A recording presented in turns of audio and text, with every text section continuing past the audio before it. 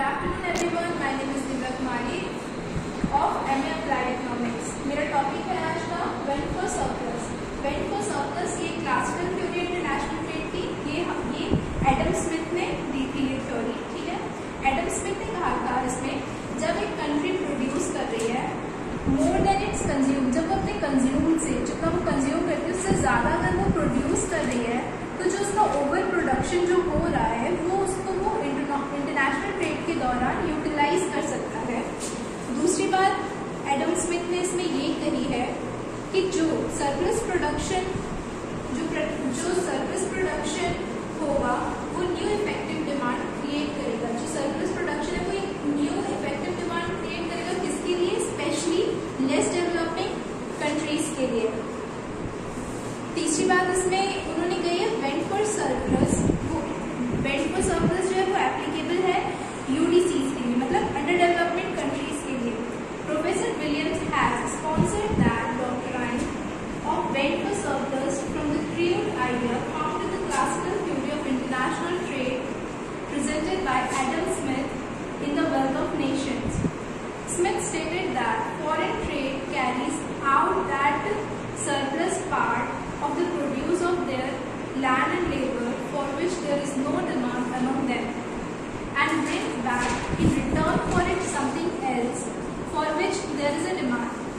It gives a value to their superfluities by exchanging them for something else which may satisfy a part of their wants and increase their enjoyments. By means of it, the narrowness of the home market does not hinder the division of labor in any particular branch of art or manufacture from being carried to the highest perfection.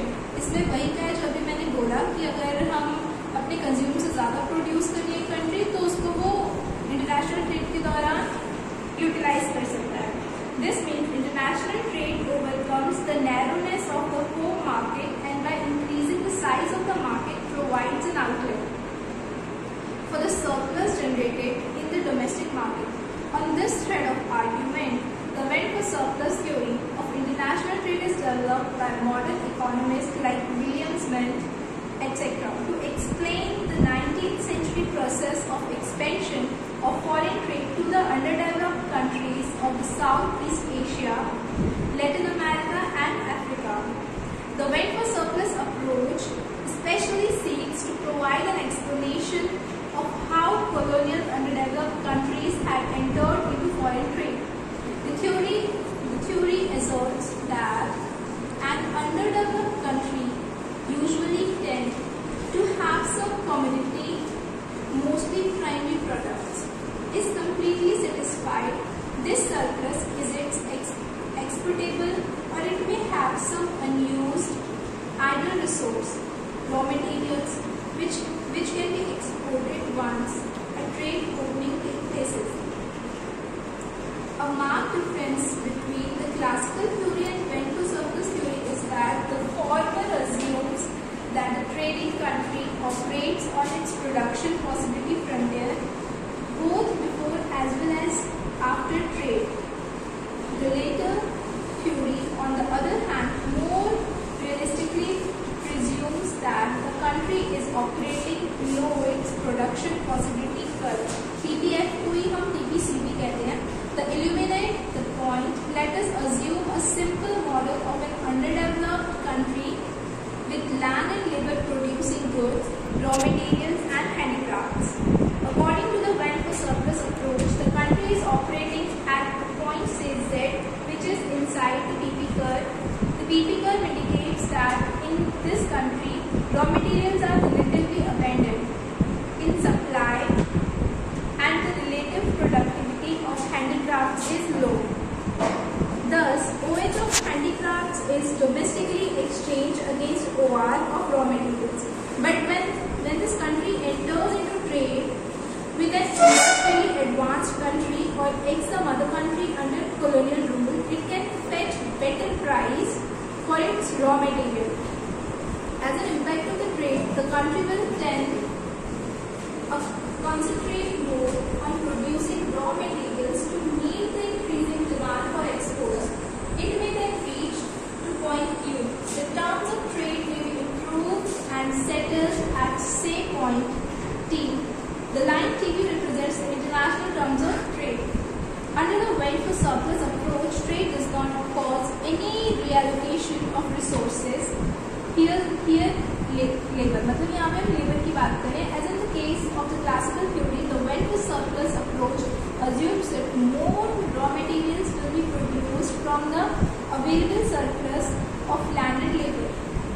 That is to say, trade here induce a vent or an outlet for the unused resources, labor and land. In this theory, the gains from trade is measured in terms of the improvement of term of trade, which is ZT. The theory also implies that if the trade goes further, the country's specialization in raw materials tend to be full. As such, labor will be moved away from handicrafts to the production of raw materials. Here there is reallocation, then the country will tend to operate at point R, assuming some development. The country's PP curve will shift as PR. The theory arrives at the conclusion that the typical less developed country under the colonial rule, however, ultimately experiences an adverse impact of foreign trade to the mother country when it exports raw materials and imports merchandise goods. Its handicraft sector tends to vanish under the keen competition from imported mechanized goods. Moreover, since the country is primarily producing, its capacity is limited by the availability of cultivable land. The country is using primitive techniques and adopts extensive cultivations of lands to produce more raw materials. But once supply of land is exhausted, the further growth stops. Again, when price of raw materials tend to rise because of inelasticity of supply against the rising demand, the foreign trade eventually contracts and the country's growth process is sterilized further. The went for surplus approach has, however, a limited scope of applicability. Its only merit is that it provides an explanation for the contraction of. The went for surplus approach has, however, a limited scope of applicability. Its only merit is that it provides an explanation for the contraction of trade which took place in the colonial economies of India, Africa, etc. In the past, the phenomena is not easily explicable in the classical of Oren's general equilibrium approach.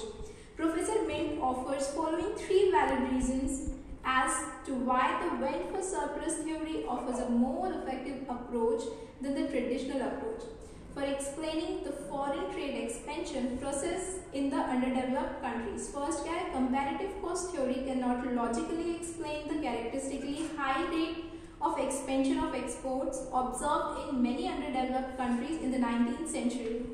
Second, comparative cost theory is extended by Olin in terms of qualitative differences in the resources of the trading countries. While there has been a sharp differences in the resources of the tropical underdeveloped countries and the advanced countries of the temperate region, so there has been absolute cost differences between these countries. Again, the comparative cost theory or Olin theorem of factor endowments cannot explain the phenomenon such as that though Burma and South India have similar factor endowments and both the regions are rice producing, yet why is it so that Burma is the exporter of rice while South India is not? Here we have to resort to the went for surplus approach for the answer. It shows that the population density and the demand factor are the main determinant of the surplus and the resulting export capacity. Burma has surplus of rice while South India has no surplus due to high density of population and intensive domestic demand for rice. Therefore, Burma is the exporter of rice while South India is not. Third, Olin's theory assumes that the country entry into trade should possess a highly developed and flexible economic system which permits factor mobility and specialization process very quickly. But underdeveloped countries are lacking in such quick adjustments in their economic framework. Hence, the went to surplus approach in their case seems to be more suitable